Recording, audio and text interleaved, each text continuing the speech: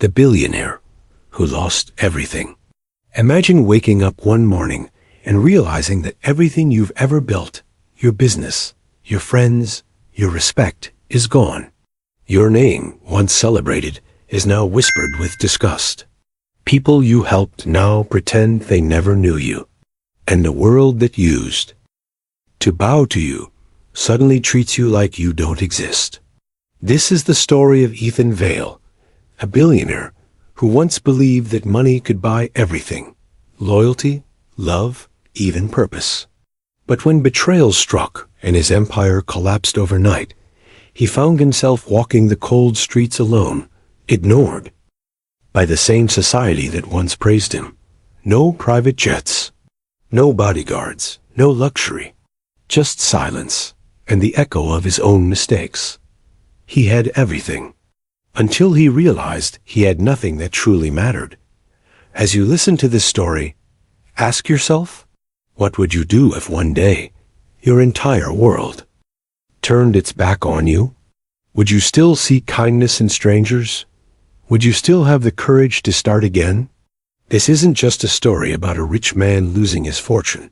It's a mirror of our world, where value is measured by what we own, not who we are.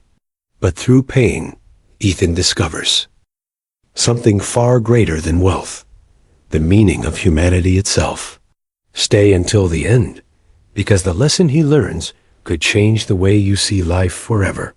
Comment below what this story made you feel. Share it. Maybe someone out there needs to hear this today. And don't forget to subscribe.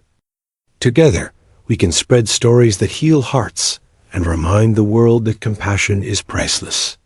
Now, let's begin the journey of the billionaire who had to lose everything to find himself again. The fall of arrogance.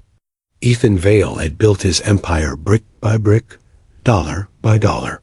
From the outside, he was everything people dreamed of: becoming a billionaire with glass towers bearing his name, fleets of cars that gleamed under city lights, and a staff that moved like clockwork to satisfy his every demand. Yet behind the tailored suits and polished smiles, Ethan had forgotten what it meant to be human. He once believed that money could buy everything: respect, love, loyalty, and even time. His assistants didn't dare speak against him. His friends were men who counted favors in millions, and his family existed only in framed photographs he never dusted. When his driver greeted him every morning, Ethan barely nodded. When a janitor bowed respectfully, he walked past without a glance. But success has a strange way of making the ground beneath a man crumble without sound. One stormy night, Ethan's company faced a scandal that ripped through every news outlet. Accusations of corruption, false partnerships, and a betrayal from within. His investors turned their backs. His so-called friends disappeared. Within a week, his accounts were frozen. His luxury home was under investigation, and the world that once bowed before him now whispered his name with disgust. "Sir, we'll need you to vacate the property." "By morning," said the officer, his tone cold yet professional. Ethan didn't respond. He just stared at the marble floor, where his reflection looked more like a stranger than himself. The empire he had built for decades had vanished in days. He packed a small bag, one that felt too heavy, not because of weight, but because it carried the silence of loss. By morning, he stood on the same street he once owned, watching ordinary people rush to work. The smell of cheap coffee filled the air. His expensive shoes stepped into puddles, and for the first time in years, he felt the sting of cold wind on his face without the comfort of tinted glass. He wandered aimlessly for hours, unsure of where to go. No one recognized him now without his suits, his cars, his entourage. He was just another man, tired, worn, and silent. As he sat on a park bench, a homeless man approached. "Rough day, huh?" the stranger asked, his beard thick and his coat torn. Ethan almost scoffed, but something in the man's tone stopped him. "Something like that," he replied softly. The man chuckled. Yeah, something like that is how we all end up here. He tossed Ethan half of his sandwich. Eat. It's not much, but better than nothing. Ethan hesitated. He had eaten in Michelin-starred restaurants, traveled the world for business dinners, but never had anyone offered him food out of kindness, without expecting anything in return. Slowly, he took the sandwich. It was dry, but it tasted real, human. As evening fell, Ethan realized he had nowhere to go. The city that once opened every door for him now had none left unlocked. He found a cheap shelter where men lined up silently with worn-out coats and tired eyes. The air smelled of sweat and hopelessness. When it was his turn, the volunteer asked for his name. Ethan Vale. He sighed quietly. The woman looked up, surprised. The Ethan Vale? He nodded, ashamed. Her eyes softened. We all fall, Mr. Vale, but maybe this is your chance to rise differently. He didn't respond. He just lay down on the thin mattress, staring at the ceiling stained with watermarks. For the first time in his life, there were no emails to check, no meetings to attend, no walls of glass separating him from the world. Just silence and the faint sound of rain leaking through the roof. As sleep crept in, Ethan realized that perhaps losing everything wasn't the end. It was the beginning of something he had long forgotten. Humanity. And somewhere deep within him, a small voice whispered, "You needed to lose your crown to remember your soul." The world beyond wealth. The following morning, Ethan woke to the sound of footsteps and murmurs in the shelter. The air was thick with exhaustion and quiet. Dignity men and women who had once been teachers, laborers, mothers, and dreamers, now sharing the same fragile roof. Ethan rubbed his temples, the hard mattress beneath him, reminding him that this was no nightmare. This was real. He stood, unsure of how to start his day. His life had always been scheduled. To the minute now, there was no schedule at all. He joined the line for breakfast, where watery soup and dry bread awaited. When the volunteer handed him a bowl, she smiled. "Take your time, sir. Everyone eats here the same." Her words echoed in him. Everyone eats the same. After breakfast, Ethan walked through the city with a new kind of awareness. He had never really seen it before: the faces, the streets, the silent struggles. A young mother held her child while counting change for bread. A teenager cleaned windshields at traffic lights. An old man played guitar for coins, his melody cracking yet heartfelt. For the first time, Ethan looked at them not as statistics, but as lives. Each pair of eyes carried a story money could never understand. He found a small diner offering help wanted. The sign flickered under the weak morning sun. Hesitant, but driven by an instinct he didn't recognize, he entered. The smell of coffee, grease, and toast filled the air. Behind the counter stood a woman in her 40s, her hair tied back, her smile weary yet kind. "Can I help you?" she asked. Ethan hesitated. "I saw the sign. I need work." She studied him for a moment. His clothes were clean, but plain, his posture proud, but cracked. "You ever done dishwashing or sweeping?" He shook his head. "No, but I can learn." She chuckled softly. "Everyone can learn. Name's Maria. You start today." Ethan nodded, feeling both humbled and grateful. His hands, once used to signing contracts and holding champagne. Glasses were soon submerged in hot water and soap.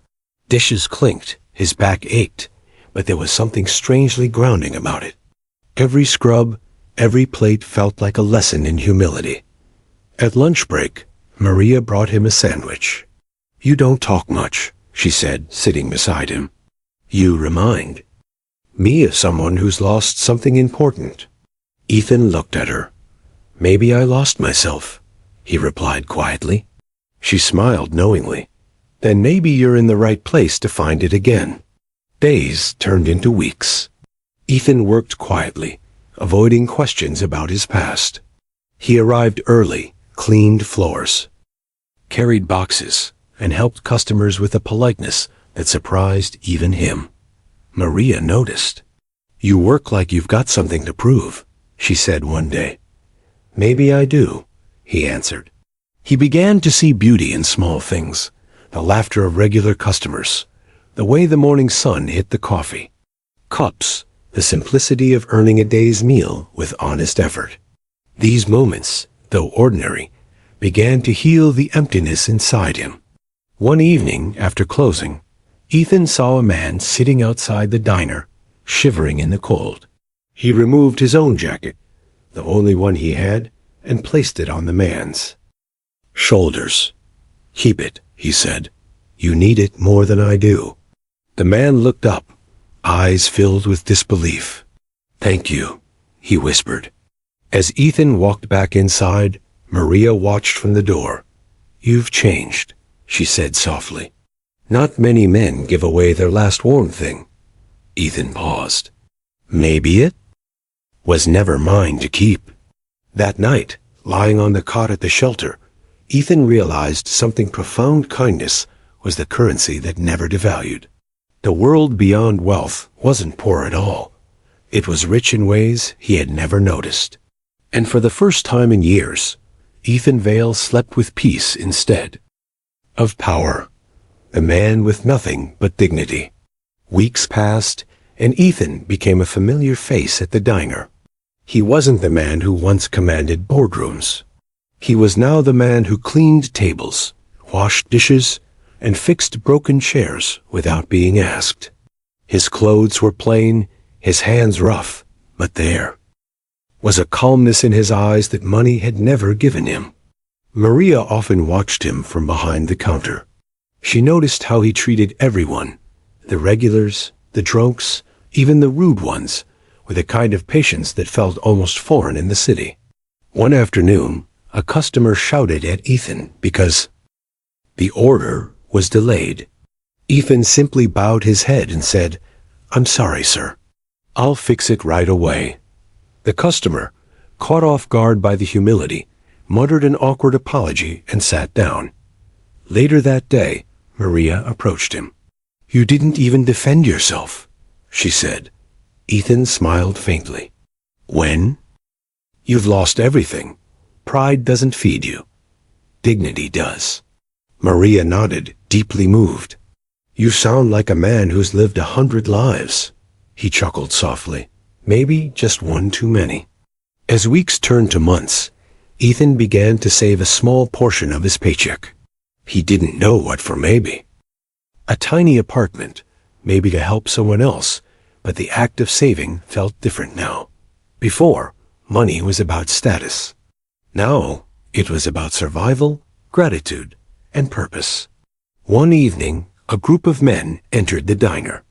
They looked out of place in their suits and expensive watches. Ethan's heart froze. When one of them spoke, it was Richard, his former business partner. The same man who had betrayed him and leaked documents that destroyed his empire. Ethan instinctively turned his back, hoping not to be recognized. He continued to clean tables, but his hands trembled. He could hear their laughter, the same arrogance he once carried. Maria noticed his tension. "You okay?" she whispered. He nodded slightly. "Just memories I'd rather forget." When Richard approached the counter, his eyes briefly met Ethan's. A flicker of recognition crossed his face. "Ethan?" he said, disbelief coating his voice. "It can't be." Ethan froze.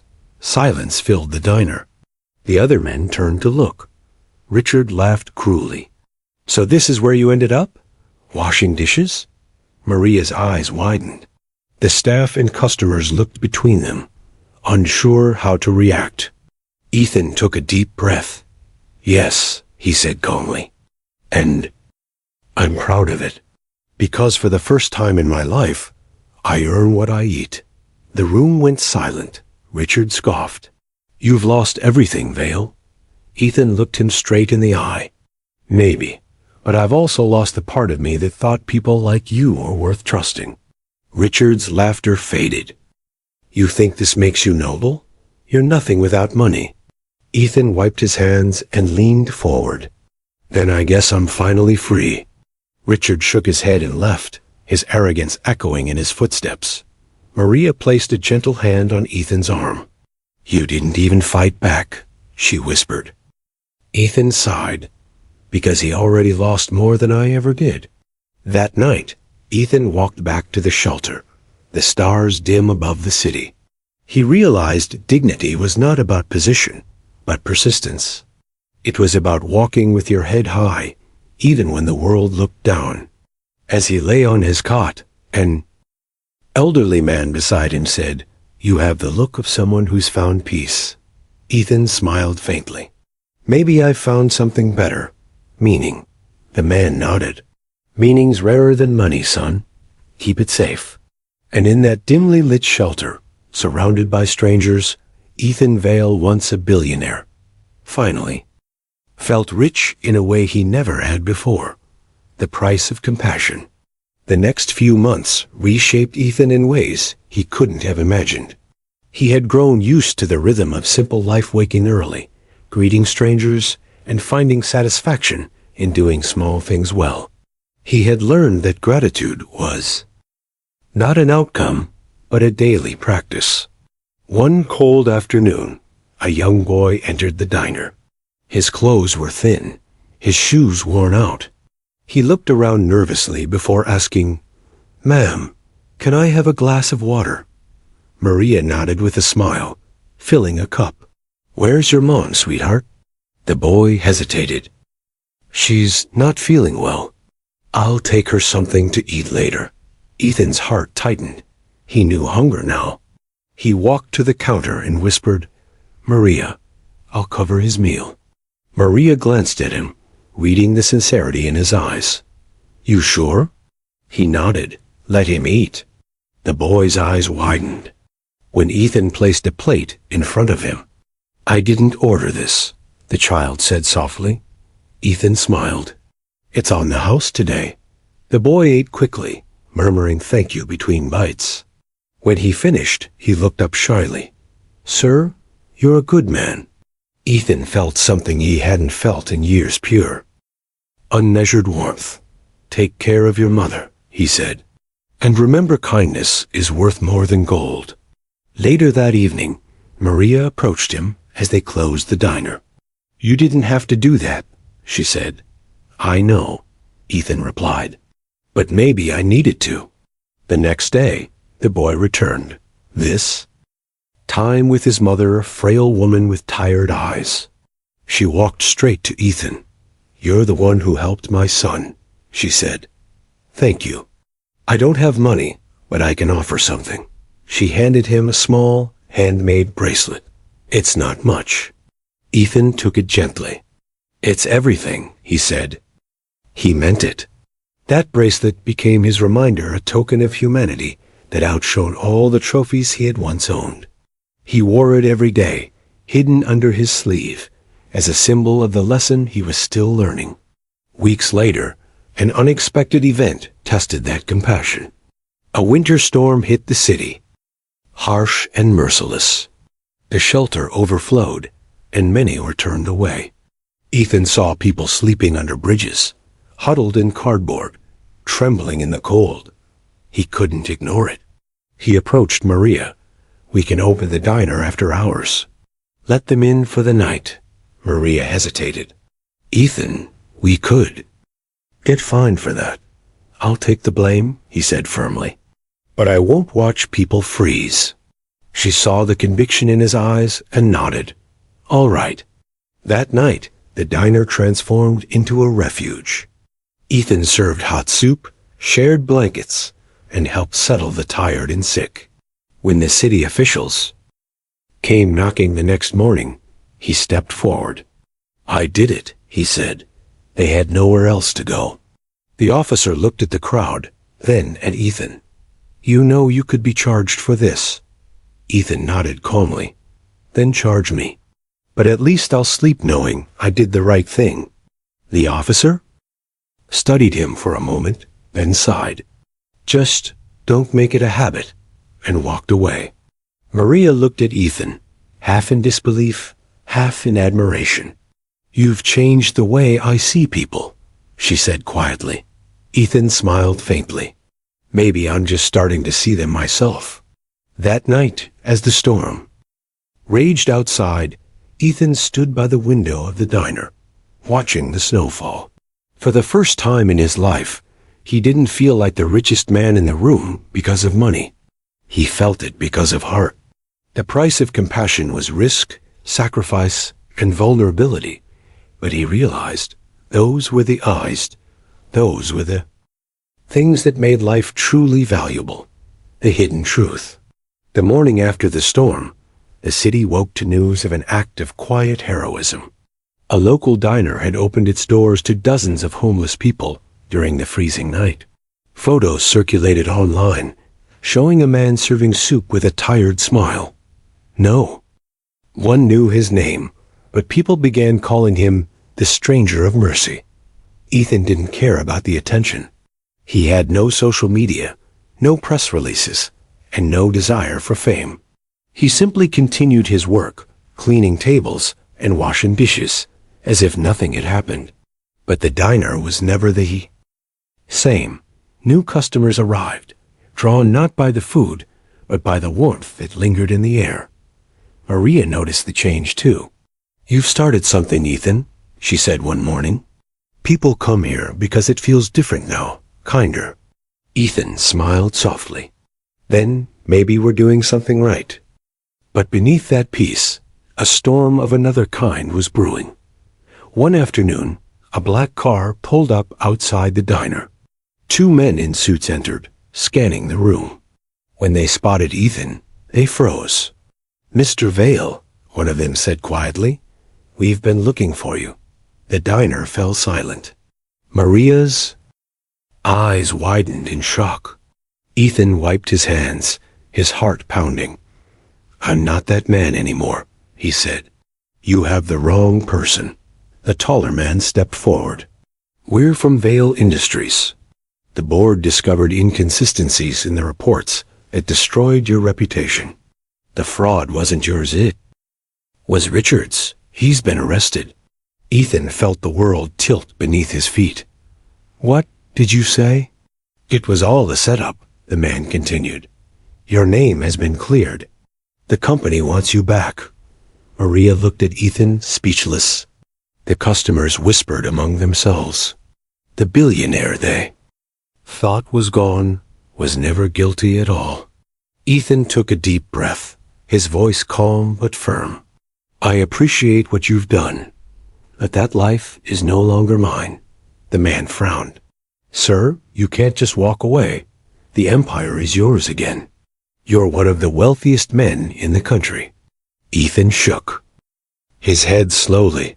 "Wealth isn't measured by what's in your account. It's measured by what's in your heart. I lost everything, and it gave me more than money ever could." The two men exchanged uneasy glances. "At least take some time to think about it." Ethan nodded. "Maybe I will, but not today." They left, leaving a stunned silence behind. Maria approached him, still processing what she'd heard. "Ethan, is it true? You're really a billionaire?" He sighed. "I was, but I didn't deserve to be." Maria sat beside him. "You don't have to hide it." "But I need to know. Why didn't you tell anyone?" Ethan stared at his hands. "Because I needed to know who I was without it. When I had everything, I was empty. Now that I have nothing, I finally feel full." Tears welled in Maria's eyes. "You could go back to luxury, but you're here washing dishes. That says more about you than any amount of money ever could." Ethan smiled faintly. "Maybe the world needed to forget me so I could remember myself." In the weeks that followed, word spread quietly through the city. Some believed the rumors. Others didn't. To most people, Ethan Vale was just a man with kind eyes and a calm voice who worked at a diner and never turned anyone away hungry. But one evening, Maria found a letter left on the counter in his handwriting. It read, "Money gave me walls. Humility gave me windows. I once built towers that touched the sky, but I never saw the people beneath them. Now I see them, and I see myself. If you ever lose everything, don't fear it. Sometimes loss is the most honest teacher." Maria folded the letter gently, tears falling onto the ink. She knew that Ethan wasn't running from his past anymore. He was walking toward his truth. And somewhere beyond the city skyline, Ethan Vale, no longer the billionaire of marble towers, but the man of quiet mercy, walked under the same sky as everyone else, finally equal, finally free. The breaking point. Ethan thought peace had finally found him, but peace, he would soon learn, always comes with a test. After the truth about his innocence spread, journalists began searching for him. Cameras appeared near the diner, and curious onlookers wanted to glimpse the billionaire who gave it all up. Maria tried to shield him, but the story was out of their hands. "They'll ruin this place," she said. "They'll ruin what you've built." Ethan shook his head. "They can't ruin what's real. They can only misunderstand it." Still, the whispers grew louder. Some believed his humility was just a show. Others claimed he was planning a publicity stunt. Strangers began showing up, pretending to need help, just to see if the rumors were true. The diner that once felt like home started to suffocate him. One night, after closing, Maria found Ethan sitting in the dark. The light from the street fell across his face, revealing the exhaustion in his eyes. "You can't stay like this," she said softly. "You've done so much good. Don't let them take it away from you." Ethan looked up. "I thought losing everything was the hardest thing that could happen to me, but I was wrong. Being misunderstood after doing what's right hurts even more." Maria sat beside him. "The world always doubts what it doesn't understand. You gave them something pure, and they don't know how to see it." Ethan's voice was quiet. "Maybe I was naive to think I could change anything." She shook her head. "No, Ethan, you didn't change the world. You changed people one by one. That's how the world really changes." Her words touched something deep inside him. He nodded slowly, realizing she was right. But the pressure didn't stop. The next morning, reporters blocked the entrance. Flashbulbs went off as soon as he stepped outside. "Mr. Vale, why are you working here? Are you starting a new business? Is this a social experiment?" Ethan raised his hands. "Please," he said, "this isn't a story about me. It's a story about everyone you walk past every day without seeing." His calmness only fueled more headlines. The next day, the papers read, Asterisk, billionaire preaches humility while refusing fortune. Asterisk, the world twisted his story into entertainment. Ethan began avoiding the diner, walking long hours through quiet streets, just to breathe again. One evening, he found himself near a bridge overlooking the river. The city lights shimmered on the water, distant and indifferent. He gripped the railing and whispered, "What am I even doing anymore?" An old voice came from behind him. "You're living, son. That's what you're doing." It was the same elderly man from the shelter months ago. Ethan turned, startled. "You again?" The old man smiled faintly. "Still walking the path, I see." Ethan sighed. "I tried to do something good, but all they see is a headline." The old man nodded knowingly. "That's the price of being honest in a world addicted to illusions. But remember, truth doesn't need applause. It just needs you to keep walking." Ethan looked out at the water. The man's words lingered. "It's just, I'm tired." "Good," the old man said. "That means you've been fighting. Only those who care get tired." Ethan smiled weakly. You always show up when I'm falling apart. Maybe because that's when you're finally listening." The two stood in silence, the wind cold but steady. After a while, Ethan said quietly, "I don't want to go back to who I was." The old man's eyes softened. "Then don't. You've already paid your price. Now live the lesson." By the time Ethan turned around, the man was gone, just as mysteriously as he had appeared before. But his words remained like fire in Ethan's chest. That night, Ethan returned to the diner. Maria was waiting, worry etched on her face. "You okay?" He nodded slowly. "I think so. I realized something." "What?" "That I don't need to prove anything anymore. Not to the world. Not to my past. Not even to myself." Maria smiled through tears. "Then you finally found peace." Ethan looked out the window, watching the first light of dawn rise over the quiet city. "Maybe peace isn't found," he said softly. "Maybe it's built one honest act at a time."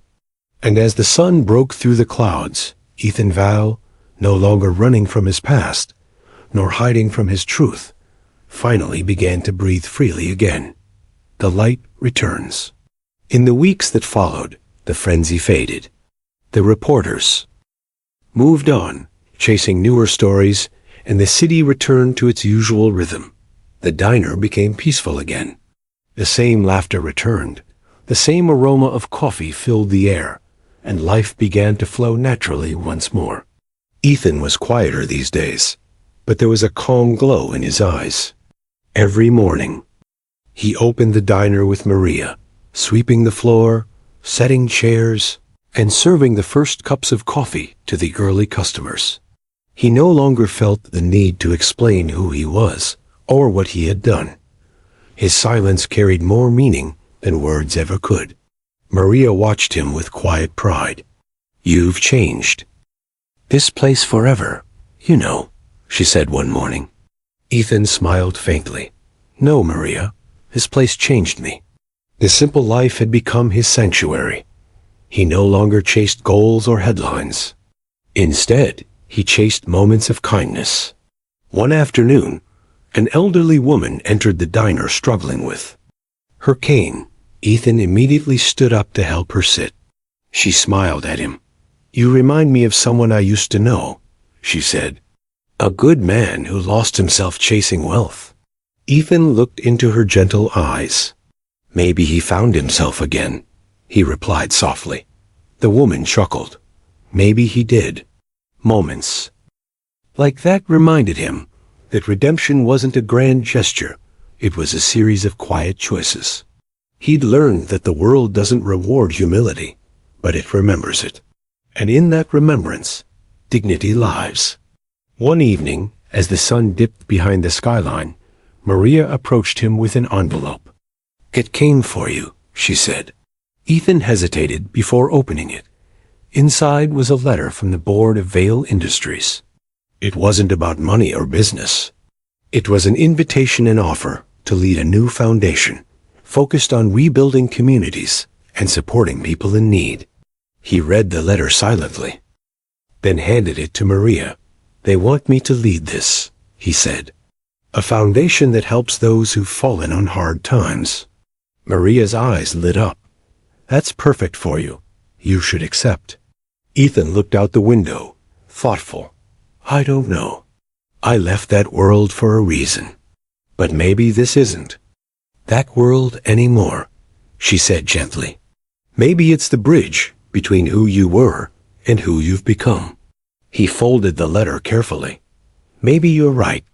Maybe it's time to stop running and start rebuilding." That night, Ethan walked to the river where he had once stood in despair. The city lights shimmered on the surface like scattered stars. He thought about everything he had lost and everything he had gained. The sound of the water reminded him of the truth he discovered. The richest lives are built not on wealth, but on worth. He whispered to himself, "Maybe the light never left. Maybe I just stopped seeing it." When he returned to the diner, Maria was closing up. "You're smiling," she said with a grin. Ethan nodded. "I think I know what I need to do." "And what's that?"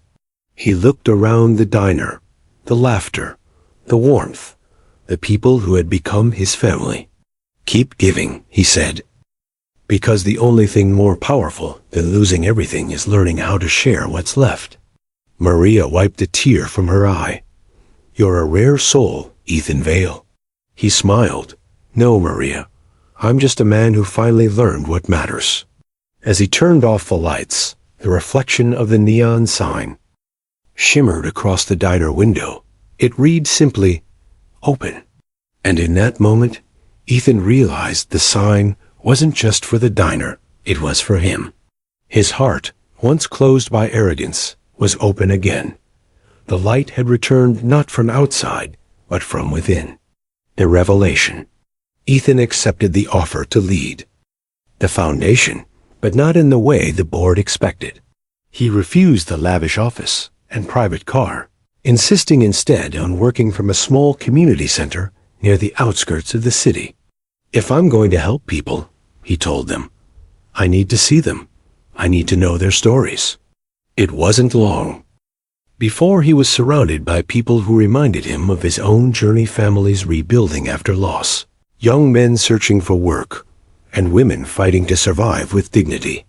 Ethan spent his days listening, helping, and learning. His wealth was now a tool, not a throne. One afternoon, while walking through the shelter he once slept in, he noticed a familiar face, the homeless man who had shared half a sandwich with him months ago. The man's beard was shorter now, his eyes brighter. "Well, if it isn't the sandwich thief," the man joked with a grin. Ethan laughed, shaking his hand. "I owe you more than one meal." The man shrugged. "You don't owe me anything. You just needed someone to remind you you're human." Ethan smiled. "You did more than that. You saved me." The man chuckled. "Maybe we saved each other." That night, Ethan organized a small event at the community center. No press, no cameras, just people sharing stories. One by one, they spoke about how kindness had changed their lives.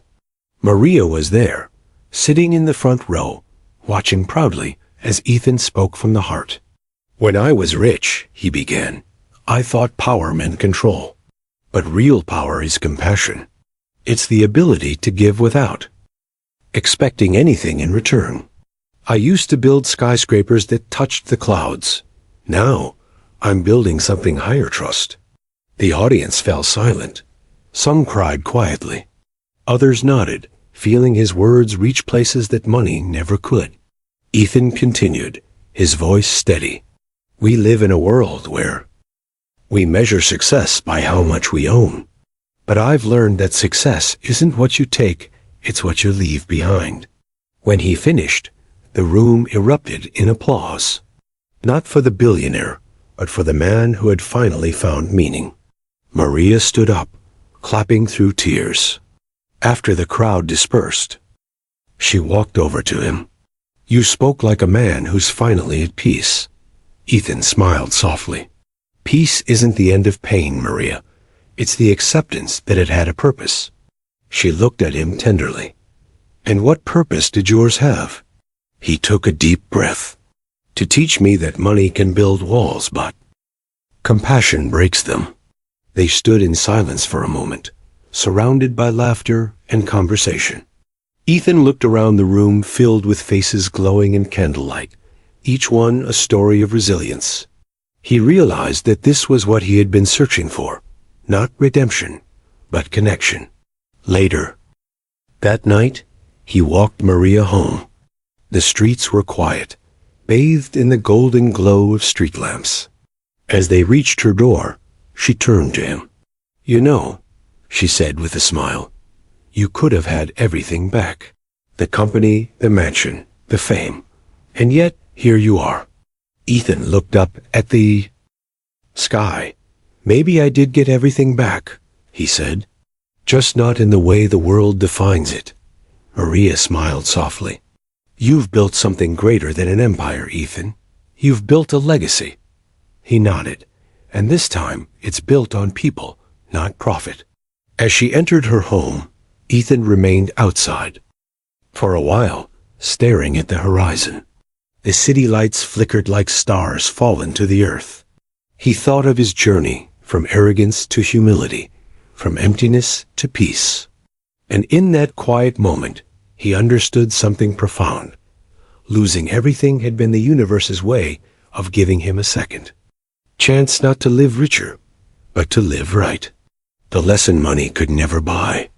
Months passed, and Ethan's life found a rhythm of quiet purpose.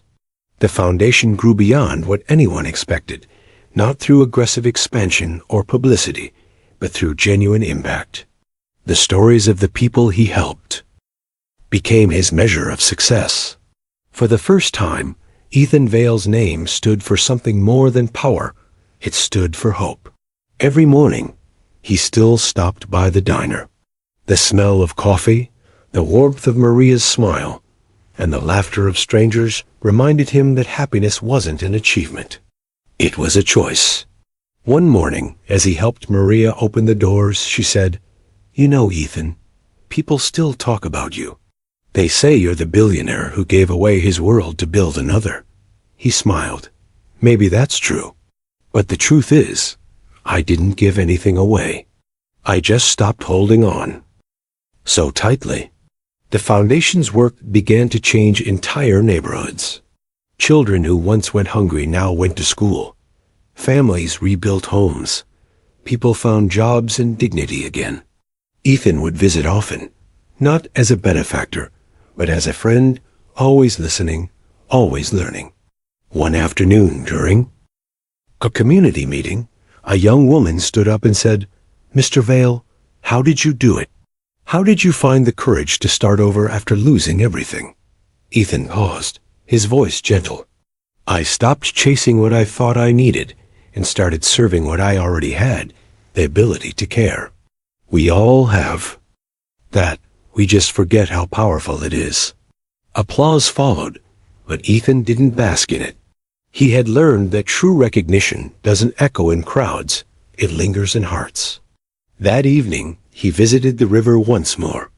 The same bridge, the same sound of water. But this time, he didn't feel lost. He felt whole. He looked at the reflection of the city lights and whispered, "Thank you," as if speaking to the universe itself. Behind him, a voice said, "Talking to ghosts again?" It was Maria, smiling softly. He laughed. "Maybe to old versions of myself." She joined him at the railing. "You've come a long way, Ethan." He nodded. "Funny thing is, I thought I was climbing when I was really falling. And when I finally fell, that's when I began to rise." Maria looked at him with quiet admiration. "You turned your fall into a lesson for the world." He smiled. "No, Maria, the world gave me the lesson. I was just finally willing to listen." They stood together in silence, watching the river flow endlessly, symbol of change, of time, of life itself. Ethan felt a peace he couldn't describe. Not the fleeting comfort of success, but the deep stillness that comes from understanding one's place in the world. Later, as he walked home, he passed a man sitting on the curb, holding a cardboard sign that read, **, anything helps. **. Ethan stopped, crouched down, and handed him a small paper bag with food inside. The man looked up, surprised. "Why are you helping me?" Ethan smiled. "Because someone once did thee." "Same for me." The man nodded slowly, whispering, "Thank you." As Ethan walked away, he glanced back, and for a split second, it felt as though he saw his younger self sitting there, lost and broken, waiting for a second chance.